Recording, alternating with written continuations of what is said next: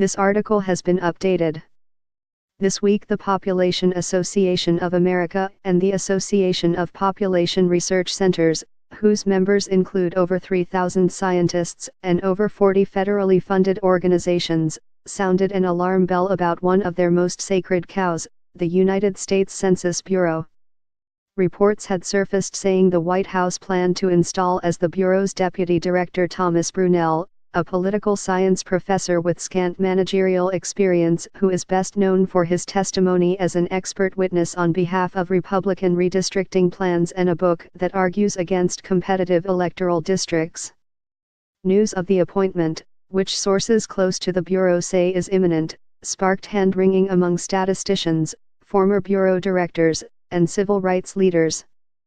The appointment would undermine the credibility of the traditionally nonpartisan Bureau, the president of the Leadership Conference on Civil and Human Rights said in a statement. Brunel appears to lack the necessary management and statistical agency experience, and may be viewed by many to have a very political perspective, the president of the American Statistical Association wrote. Neither Brunel, U.S. Secretary of Commerce Wilbur Ross, nor the Census Bureau responded to requests for comment. Brunel earned his degrees at the University of California, Irvine in the 1990s and has taught at the University of Texas in Dallas since 2005, focusing on elections and party politics. He is considered by those with knowledge of the field to be a respected academic who holds unorthodox views. These are laid out in his 2008 book, Redistricting and Representation: Why Competitive Elections Are Bad for America.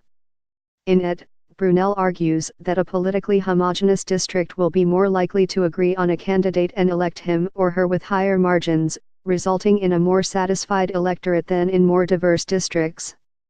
He advocates redrawing districts to pack them with like-minded voters, an approach that critics worry could lead him to skew the upcoming 2020 census Indiana ways that would favor Republicans. It's not implausible that he would be given this job because of his redistricting strengths and inclinations, said Kenneth Pruitt, a former director of the Bureau who is now a professor of public affairs at Columbia University. This is a game where a couple of seats can make the difference in the Electoral College, so if you want to politicize it, this would be a clever strategy. The constitutionally mandated count of all people living in the United States and its territories determines the distribution of congressional seats and affects the shape of districts and the flow of over $675 billion a year in federal funding. The decennial survey is also crucial for businesses, civic organizations, and others whose work relies on demographic data. Census watchers warn of a crisis if funding for 2020 count is not increased.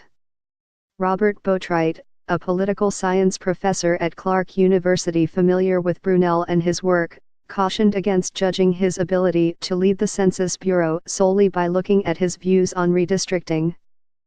He's taken this kind of contrarian perspective that overwhelmingly partisan districts can be a good thing versus the conventional wisdom that you want to draw districts that are competitive, Boatwright said, adding that that approach is not partisan in and of itself and is not related to the Bureau's mandate.